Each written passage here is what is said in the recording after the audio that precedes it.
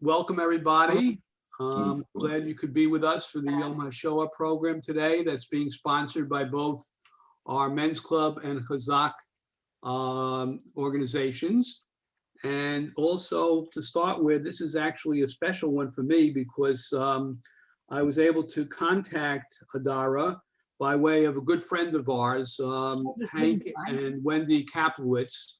Hank Kaplowitz, actually, Dr. Hank Kaplowitz had been a professor in charge of the psychology department at Cohen University, and he's actually the founding director of Human Rights Institute at Cohen University.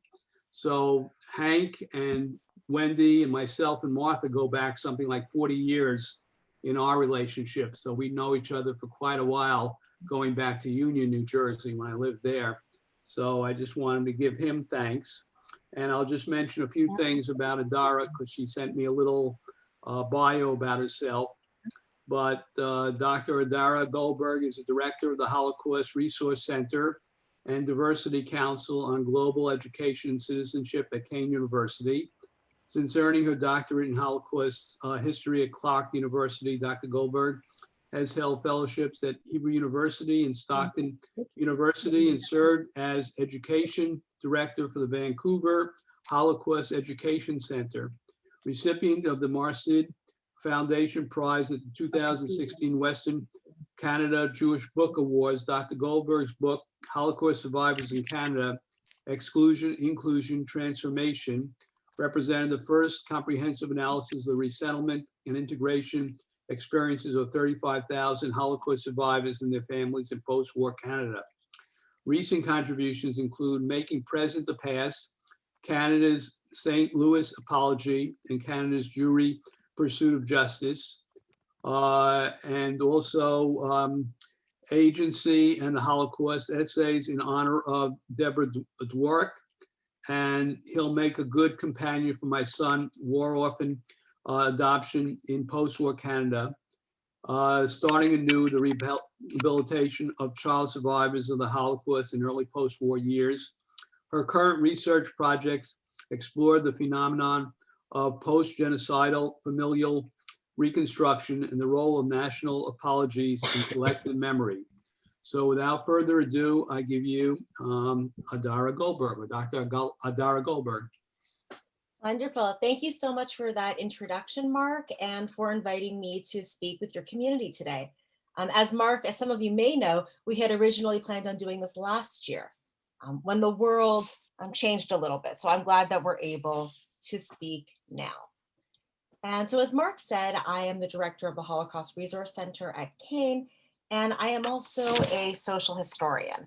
And so I see my job as telling the stories of people who were often, or still continue to often be unable to tell those stories themselves.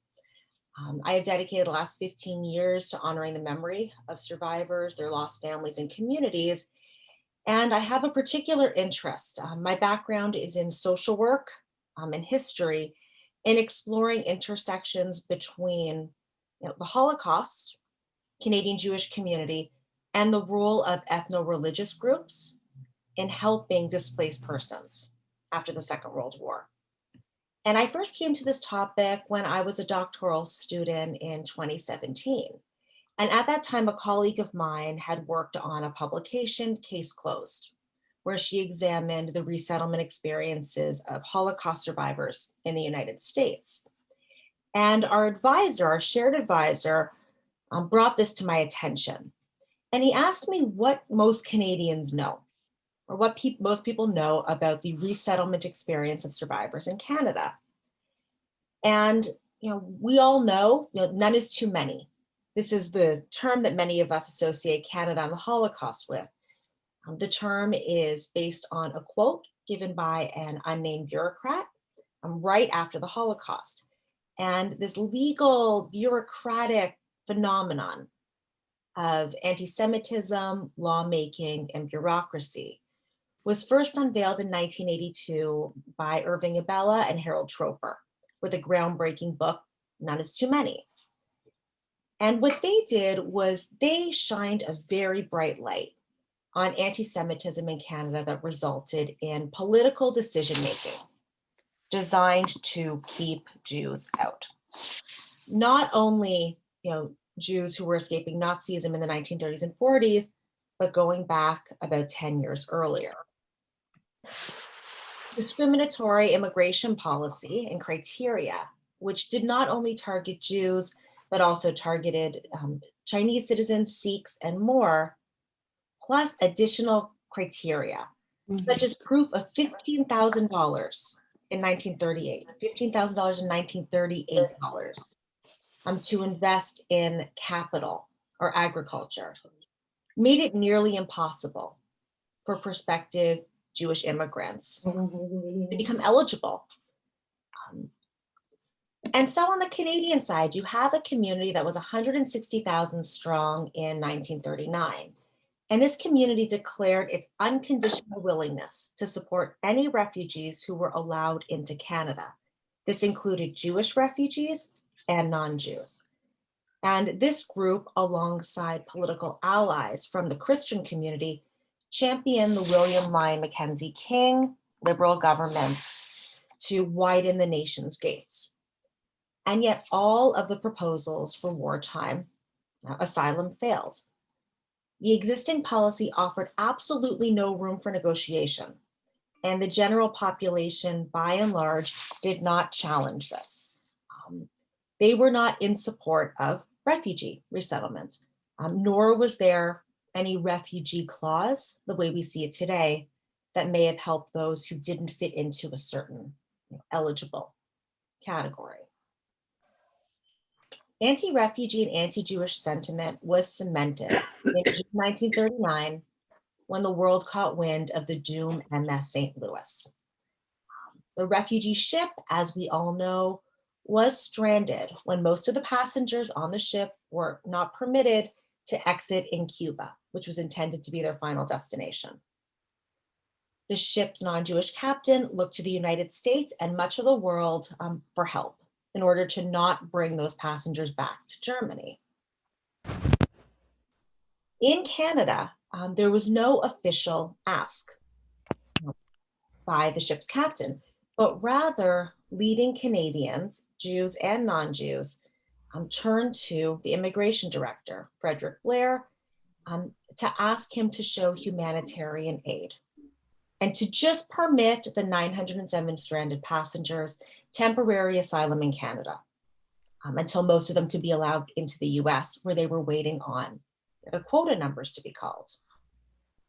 And Blair publicly declared that no country could open its doors wide enough to take in the hundreds of thousands of Jewish people who want to leave Europe. The line must be drawn somewhere. In short, Canada would not become Europe's dumping ground.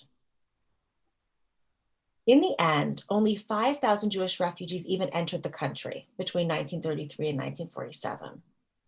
This included 2,300 German and Austrian Jews who were arrested in England as suspected fifth columnists and were then deported to Canada to be placed in internment camps with the alleged excuse that this was protecting the British population.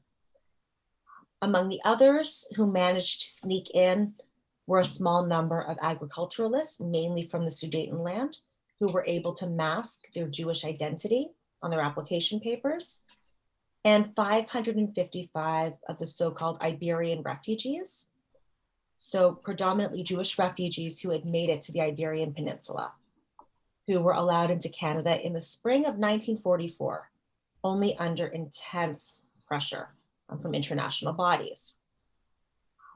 Canada received fewer refugees per capita than any other country in the Western Hemisphere. And yet, despite this knowledge of the Holocaust, anti-Jewish attitudes persisted well beyond liberation. In 1945, when asked how many Jews should be allowed to enter Canada after the war, that same unnamed bureaucrat offered the now infamous reply, "None is too many." This statement is more often than not inaccurately credited to the immigration director, and that's false. A 1946 Gallup poll revealed persistent anti-Jewish and anti-refugee attitudes. And the reason this matters so much is because this is the world that Holocaust survivors would be entering in. This was the society they were going to be rebuilding in. Among those polled, 49% still oppose Jewish immigration. And this ranked Jews as the least desirable group after only Japanese nationals. Even Germans, albeit not former members of the Nazi Party, ranked higher. And so it would take the largest refugee crisis until today in modern history and demands for cheap labor before this stance began to shift. The gradual liberalization of Canada's position on immigration began in the spring of 1947. And this signaled sea change in Canada's laws and popular attitudes towards immigrants and refugees, Jewish and otherwise. These changes were especially meaningful for the country's 160,000 Jews, most of whom were only one generation removed from Eastern Europe, and most of whom had families and communities that had remained in Europe, whether living or not after the war. The new changes to policy meant that sponsorship of relatives and friends was now possible. And survivors could be sponsored in one of three ways. They could come through close relative sponsorship, they could come through labor schemes, or they could come as a child orphan. And between 1947 and 55, the Jewish community sponsored and resettled about 35,000 survivors and their dependents. So much of this, at least parts of this, are part of Canadian collective memory today. They were not until the 1980s, but there was something missing. And in conversation with both Abella and Schroeper, I asked them in the early days of my research, so what did people actually experience? And what I received in return was, well, they made it here, they rebuilt their lives, and then we did our research 40 years later. And I kept going back to this early period. What was it like to be a Jewish survivor who had just been uprooted, lost your family, lost your profession, lost your home, and you're now faced with this dilemma of what you do next and where do you go? And I'm just going to mute that. Okay. In my interviews that followed with about 125 survivors and years spent digging into archival research, diaries, memoirs on the topic, it became really clear to me that most people did not think that this early period was very important. I beg to differ. And so I embarked on this research that I continue to explore even today and look at some key questions. So I want to know what motivated people to choose a site of resettlement. We all know that most gates were closed. So when we talk about having choice, we don't necessarily mean that people were able to just select a location and say, I'd like to go to the United States and get on a ship and travel there. But rather, what about those who made an informed decision to move to Canada, which most of them only knew as the place above the United States? How did they exact decision-making when it came to their jobs, where they went to live, and their religious and cultural identification in this new, both English and French society? How did the wartime political attitudes and anti-refugee stances inform domestic pressures? So how did the Jewish community manage to sponsor all of these people when up until 1947, the gates had been entirely sealed to them? And I wanted to know about the relationships. How did social workers, ordinary Jews within Canada respond to the survivors coming in? And again, what transpired is a major research study that's been ongoing for 15 years. But what I'd like to share a little bit with you today is about what I think was the most vulnerable of all of those who built their new lives in the Great Wet North. And so I would like to tell you a little bit about those orphan child survivors who were sent to Canada, often without their own consent, for the purpose of adoption. Adoption. Adoption. So on April 17th, 1948, a short piece entitled "Kept Hidden in a Box, Boy Finds Home in Canada" appeared in the Toronto Daily Star. The boy in question was 5-year-old Mendel Gwiazda, a Jewish orphan who survived the war in hiding with Catholic Poles. Mendel had been dispatched in a bombed-out abandoned warehouse in Warsaw. A JDC, or joint social worker, dispatched to examine Mendel in an Odvok Jewish orphanage, reported that the child was physically frail due to a series of illnesses, with an engaging smile, but a rather sad, serious expression.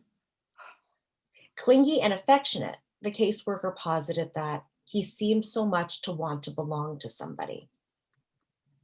In Toronto, a man named Wolf Goldberg, no relation to myself, discovered that Mendel, who was the son of a distant cousin, had survived. And he was convinced that the alleviation of suffering and the path to a bright future could only take place amongst family and away from the devastation of post-war Europe. And Goldberg made it his mission to bring Mendel to Canada, give him a new name, give him a new identity, and adopt him. The stars aligned. Not only was Mendel wanted, but the social welfare and childcare standards of the time concurred that the surviving children would fare best if they were placed in a home rather than an institution. And more specifically, in a home with English-speaking Canadians. When the MS Battery docked at Hudson River Pier in New York City in April 1948, Goldberg declared that he'll make a good companion for my 5-year-old son. With that welcome, Mendel Gwiazda became Melvin Goldberg. So the legal conduit for relocating Mendel to his adopted family was the War Orphans Project. And this was the first, and in many ways largest, resettlement scheme that was sponsored by the Canadian Jewish Congress. The joint was charged with overseeing this mission while it was overseas. And they endorsed the project because they were convinced that it offered child survivors the most advantageous conditions for permanent resettlement and rehabilitation. This was based largely on the fact that these children were supposed to go to homes where they would be loved and cared for, and the children would be given new parents. Planning for this project began in the late 1930s, and the impetus to rescue children only grew with the outbreak of war. In October of 1942, this was the only single time that the immigration director bended in his position. He granted position for 500 Jewish orphans aged 2 to 15 to come to Canada through Vichy, France. An additional 500 could potentially come later. The local Jewish communities guaranteed upkeep for all of these children, and the local childcare agencies approved foster homes. But the Allies' invasion of Vichy North Africa, I didn't know this was going. I didn't know any of this. It caused the invasion caused the mission to be aborted, and not a single one of these children who were slated for rescue survived the war. In May of 1941, this amended policy was retabled, and it was moved in Parliament, and it was called the War Orphans Project. And the parameters were immediately expanded to allow for 1,000 visas to be granted at once. There was not going to be a delay, and that the age of inclusion was raised from 15 to 18 years old. And this was done with the understanding that so few children survived the Holocaust. Now, as caseworkers in Europe interviewed candidates, tried to determine orphan status, which was required for immigration, as well as the age of the children, bearing in mind that these were nearly impossible tasks in the aftermath of the war. On the Canadian home front, they engaged a cross-section of the community. Leadership framed foster parenting and adoption as a civil and Jewish duty, as a way of not only gaining a child and raising that child as a Canadian, a safe and free Canadian, but also strengthening morale in the wake of the Shoah and doing one's part in caring for the surviving remnant. Between September of 1947 and March of 1952, 1,123 orphans arrived in Canada.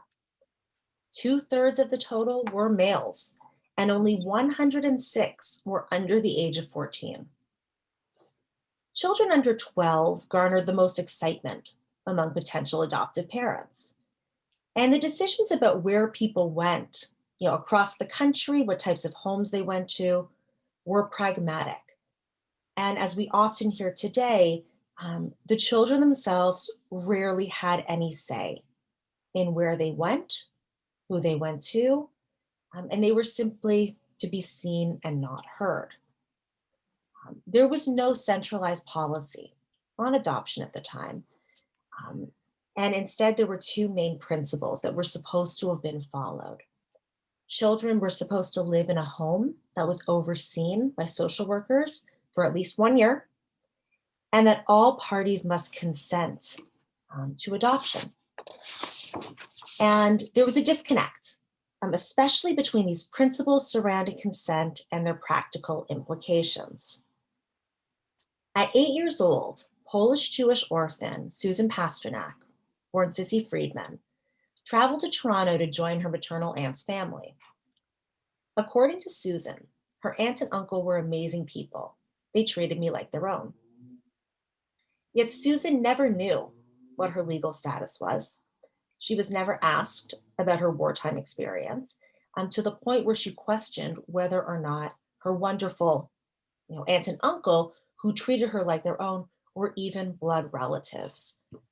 She only learned that she was legally adopted after discovering paperwork while cleaning out her foster or adopted parents' homes, decades after arriving in the country.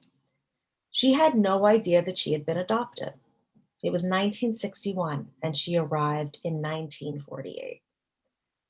This lack of awareness is a common trope in child survivor narratives, and the subject of adoption and sort of permanent rebuilding of family rarely occurred until they made their own families as adults.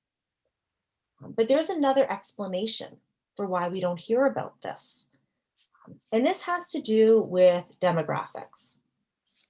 Although all of these orphans who came with the War Orphans Project, their guardians in Europe were told they were going to be adopted, they were going to go to school, they were going to have these wonderful new lives, the reality looked very different. Families wanted to adopt young children, and mostly girls. And yet so few of these children had survived, which begs the question, what happened to everybody else? A report in 1947 summed up organizational activity to tell us what happened. And it said, of the 68 children immigrated as of October 1947, 57 are boys, 11 are girls. Only 7 of the children are under 15 years of age, and 5 of those have been requested by relatives or interested friends in Canada. The report continued. In accordance with the sex and age grouping, Congress has modified the original guaranteed plan of foster home placement for every single child to a youth placement where the young boys and girls over 16 years of age are going to be helped find suitable boarding houses, but will not be placed in the protective setting of a regulation foster home. So this was a significant derailing from the original guarantees. So you have adoption was made as a promise to these children and their families, their guardians. This was the reason they came over in the first place. And yet it was no longer the end game. And most placements of younger, desirable, adoptable youth overwhelmingly collapsed before reaching that 1-year mark. The process of developing trusting relationships tried the patience of both the orphans and their host families. Foster parents received inadequate supervision and training during this period of adjustment. Mental health supports for traumatized orphans was non-existent. And it was not unusual for a newcomer child to experience 3 or 4 or 5 home placements before either finding a good match, ending up in a juvenile detention center because there was nowhere else to put them, or obtaining financial independence. One man whose file I found many years ago before ever meeting him was named John. And John came, he was considered at the age of 9 to be among the most desirable youth. But in a report prepared 8 months after his arrival, he was accused of creating a difficult situation in his free home with his well-to-do family because of his alleged lack of discipline, cooperation, and infantile behavior. Decades later, I happened to come across the real life John and had an opportunity to speak with him about his experiences, and his emotions still ran high. John recalled that his foster parents treated him poorly and they lacked compassion for his wartime suffering, which included 6 months in a concentration camp and watching his stepmother, who had cared for him throughout the war, be institutionalized for mental illness. The impressions that he recalled were verified by a former foster sister. In his case, rather than addressing the core issues, which included the family needing support and helping out this young boy and John's own emotional challenges related to his wartime experiences, John was just moved from house to house.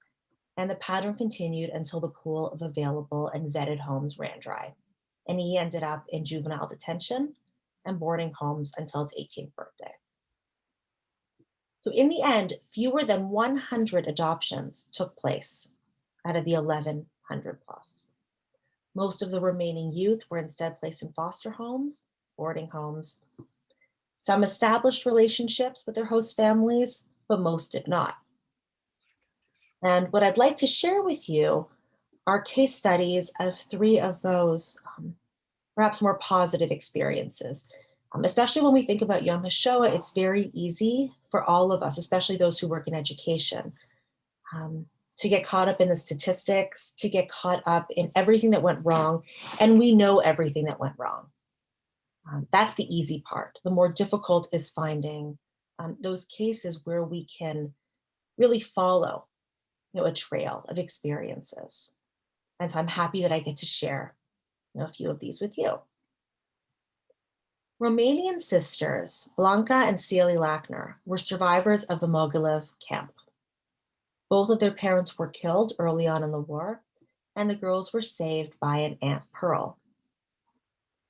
Celia's earliest memories of her life are of Pearl's determined efforts to remove the girls from post-war Europe.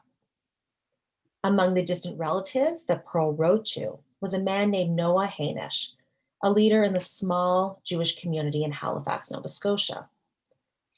Through his connection, Hainish was able to register the sisters on the War Orphans Project with the intention that Aunt Pearl would come later. Blanca and Celia landed at Halifax's Pier 21 in February of 1948.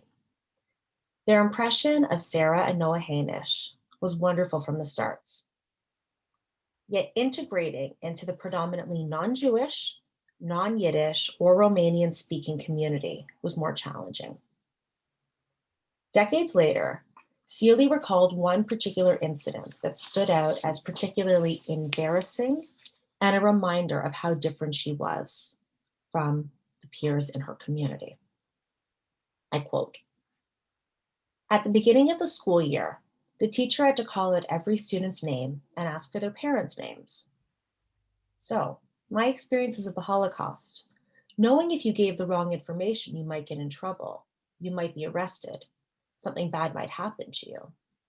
I dreaded the moment when she asked, "What is your father's name? What is your mother's name?" Sarah and Noah weren't my parents yet, and I didn't call them my parents. So I had to admit in front of all these students that I was an orphan, that I had no parents. That was a very tough thing to go through. All I wanted from then on was to become Canadian. I didn't want anyone to know that I was an orphan or a refugee. When Sarah and Noah formally declared their intentions to adopt the girls, their lawyer ran into a question. Who on earth had legal authority over the girls' fate? The Heinishes learned that the Cabinet Order 1647, or the document that established the War Orphans Project, never expressly dealt with the topic of guardianship, which leads me as a researcher to believe that perhaps they always knew that adoption was not going to be the end goal. The Congress, was, by nature, by extension, deemed the guardian of all immigrant minor survivors.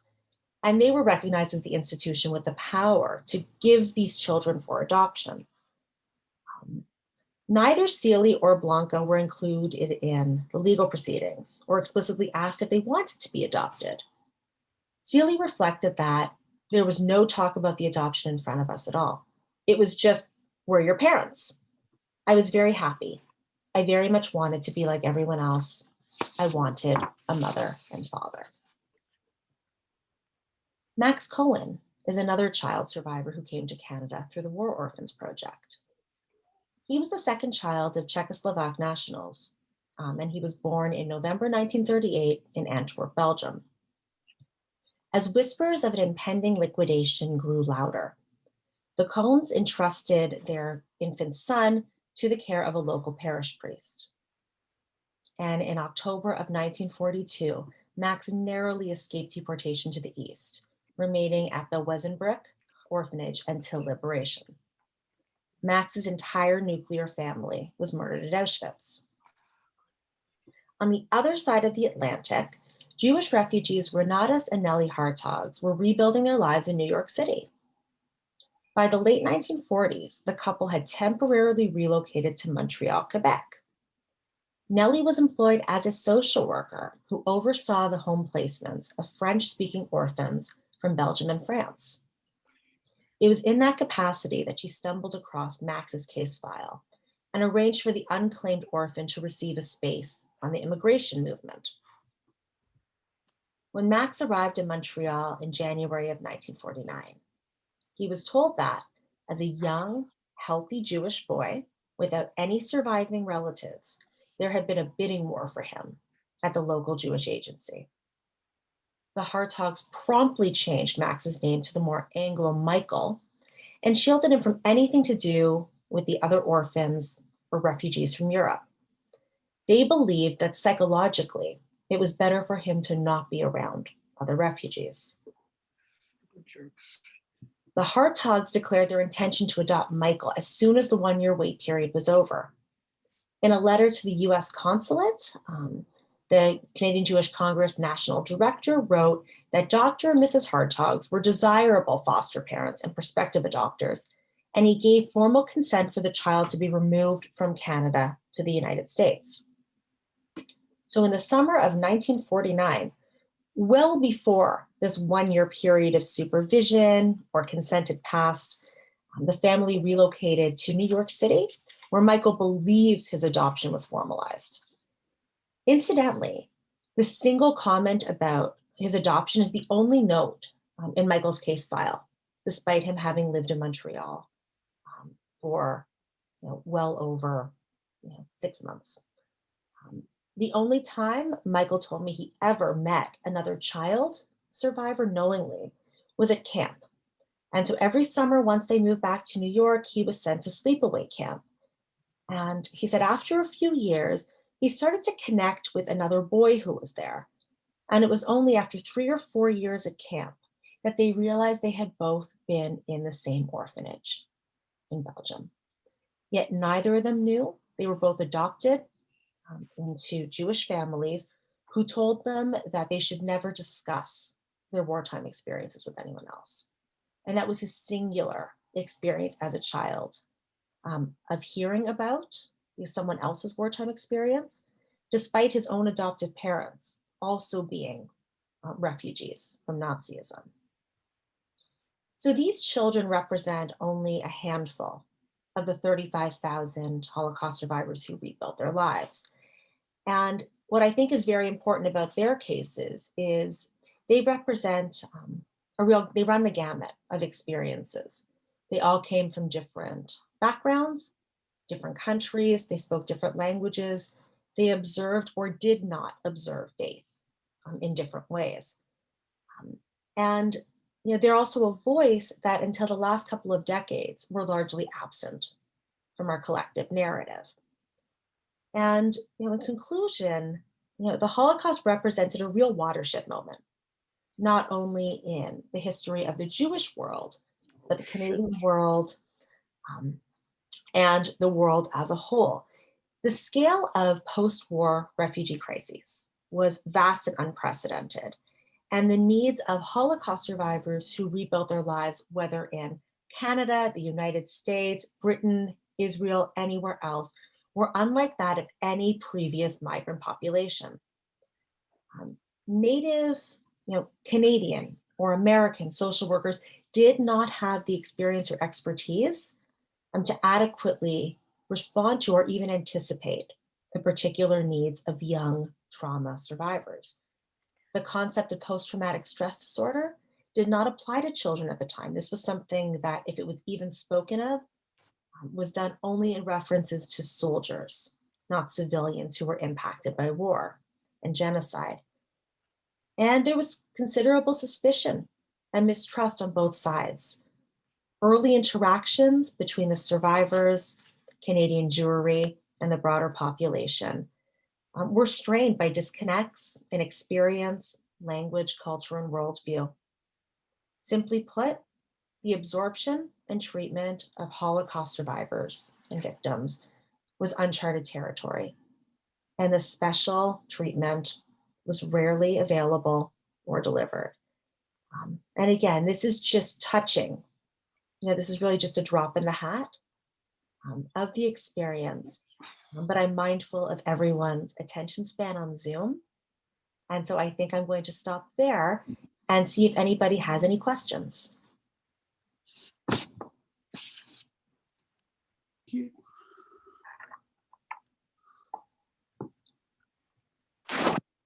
I muted many people during the talk, and I do apologize. So if you're trying to speak and you're not hearing yourself. Yeah, what's the status of racism in Canada now compared to the United States?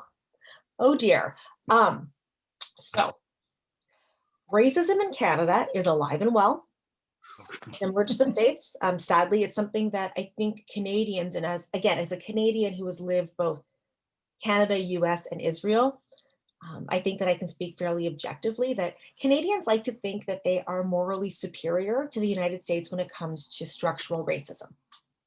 We like to talk about how much better of a job we do with certain things because we don't have the same legacy of slavery, for instance, in the way that the United States does. However, Canada had anti-Asian policies. Canada had the Indian residential school systems. And very sadly, events that happen in politics in the United States and attitudes always make their way up to Canada.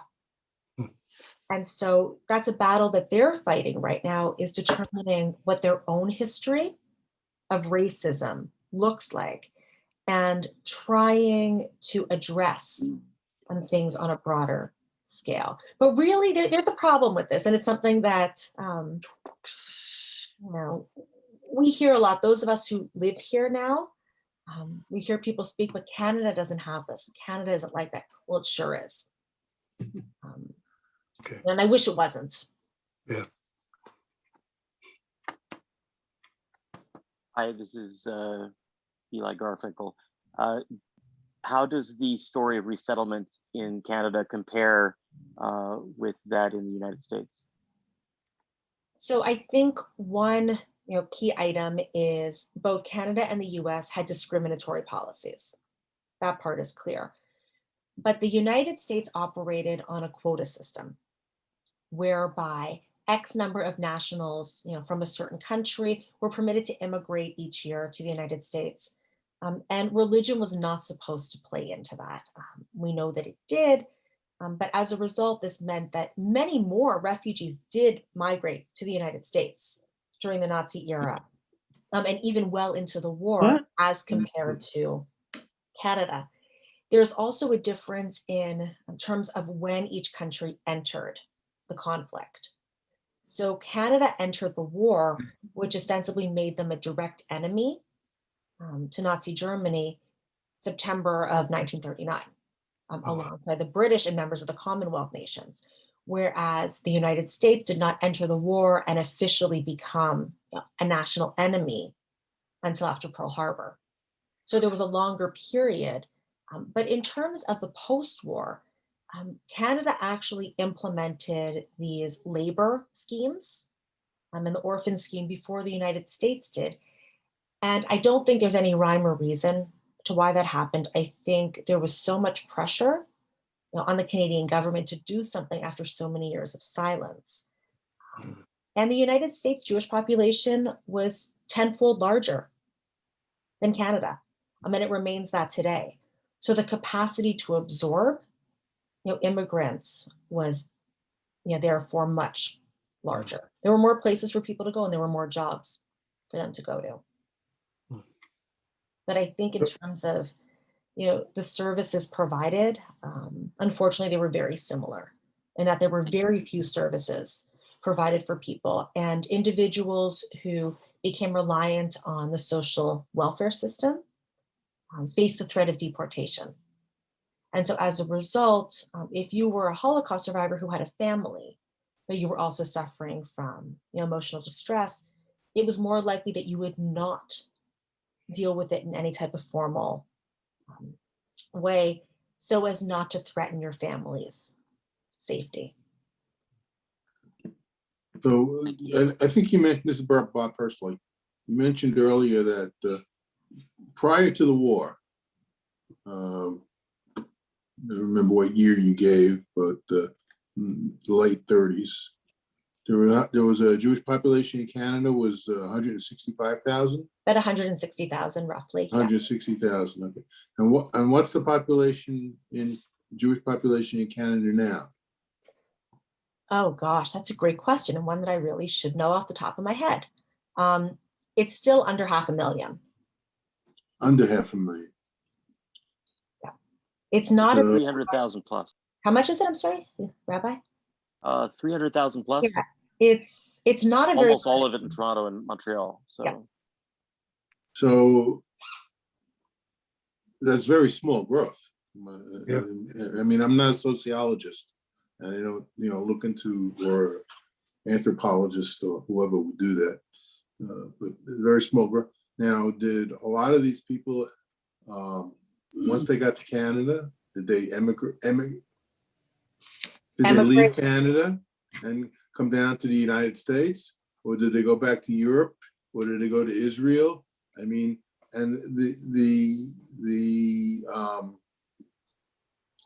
main areas that where do we find Jews in Canada? I mean, we know there's a large Jewish, we hear, there's a large Jewish population in the Toronto area, which I assume includes Hamilton. Is that? Not according to people in Toronto, but yes. Oh, okay. Well, it's not like saying, there's in the metropolitan New York area, there's a large Jewish population that includes New York and New Jersey and Connecticut, Yeah. But are there Jews anywhere else in Canada? Oh yeah. In large Montreal. So yeah. So the largest in the 1930s, through probably the 1970s, the largest Jewish community was Montreal. Yeah, And they okay. were primarily an English-speaking community within a larger French Mhm. population. And much of that community left with the rise of the separatist movement in the 70s and 80s. Where'd they go? South of the border? No, they mostly went to Toronto, Oh. mostly Toronto, some went to Vancouver, until, in the 1930s, the largest communities, the real centers were Toronto, Montreal, and Winnipeg. Mhm. And, there were homesteads that no one knows about this, but there were, farming collectives that were supported by the Baron de Hirsch Foundation, all across Western Canada, Western and Central Canada. But among some of the survivors, yes, some of them did go to the United States, because that was where more people had family. So if there was an opportunity to join relatives, you would do that. Some went to Israel, but I would say the majority remained in Canada. The Did majority they of go West Coast? some went West Coast. Some people, as I touched on, didn't have a choice about where they went.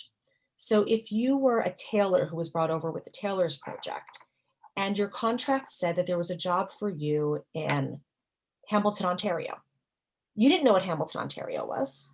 It didn't matter. That's where you went. You went to Hamilton because if you didn't go to Hamilton, you didn't have a place to live. You didn't have anyone to help you. But many of the orphans that I find fascinating were sent to these sort of remote rural communities that were so different than where they came from. My friend Susan is now 89. She was 14 when she came to Canada, and they sent her to Vegreville, Alberta. And I heard that and I went, "Where's Vegreville?" She goes, "Who knows?" She goes, "It's like north of Edmonton." And she goes, "No one goes there." She was the only young Jewish girl and the only Hungarian speaker. And she's like, "I come from Budapest and they sent me here."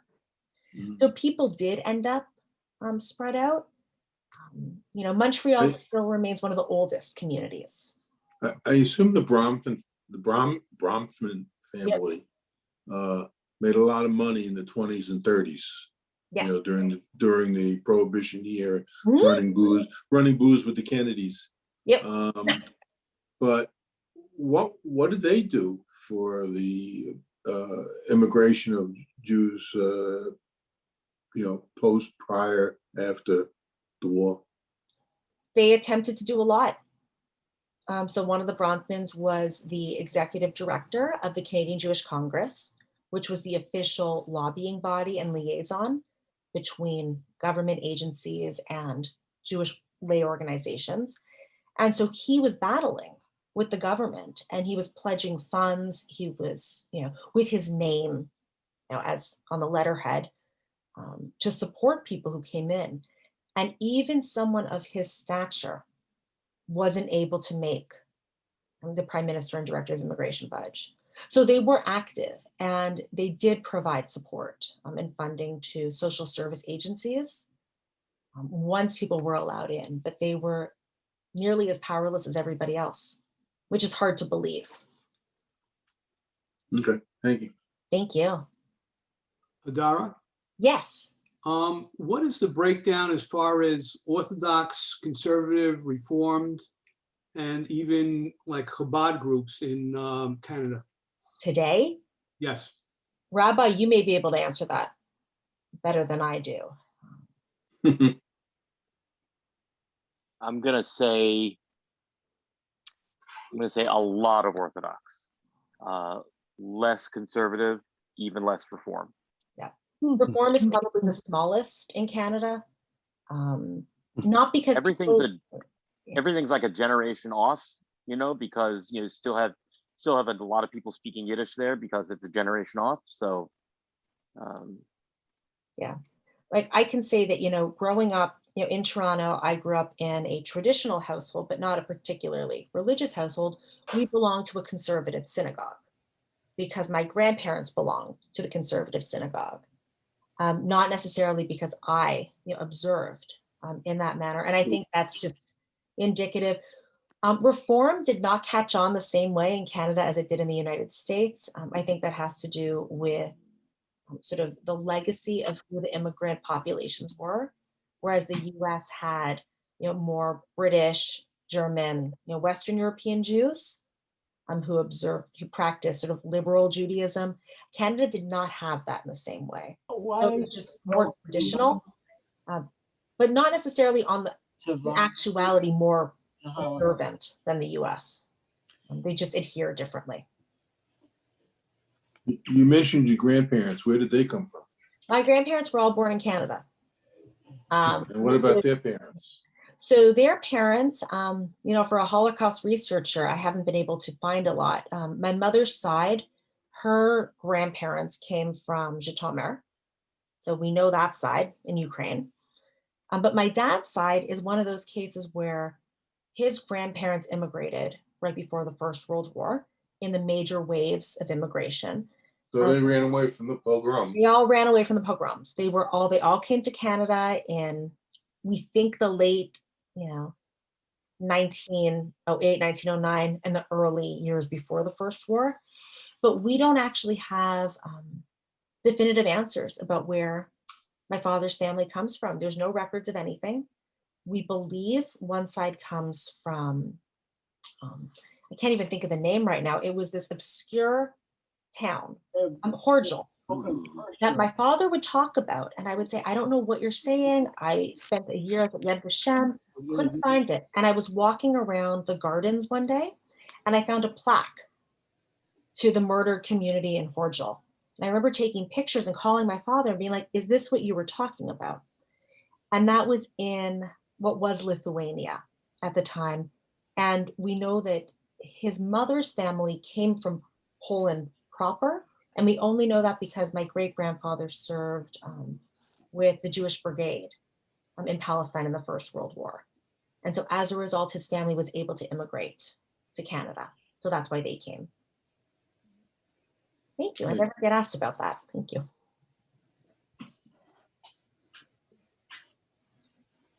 My mother-in-law wants to know if your parents are Ruth and Yaakov. No, they're not. My parents are Sherry and David Goldberg. Okay. They're in Toronto. My father was the director of Research and Education for Canada-Israel Committee. That's how his name.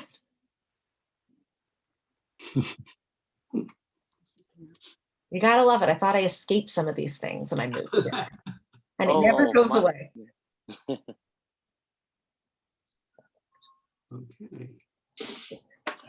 Anything else? Hi, this is Mara. It's like with the United States, we had Ellis Island where all the immigrants. Not many of them. Yeah, was there anything like that in Canada? There was. So that was Pier 21 in Halifax. And so that was the site where for decades, many immigrant ships came in there, or they went to the harbors near Quebec City. But what they've done now is Pier 21 has become the site of the Immigration Museum of Canada. And so they have the monument to the St. Louis on display there. Because presumably had the ship have been permitted to enter Canadian waters, that's where it would have docked. So that's a wonderful site. And many Americans whose families ended up in sort of the Eastern Seaboard, their families came in through there as well. And they're always surprised to find out that their relatives came to Canada first and then slipped down. Mhm.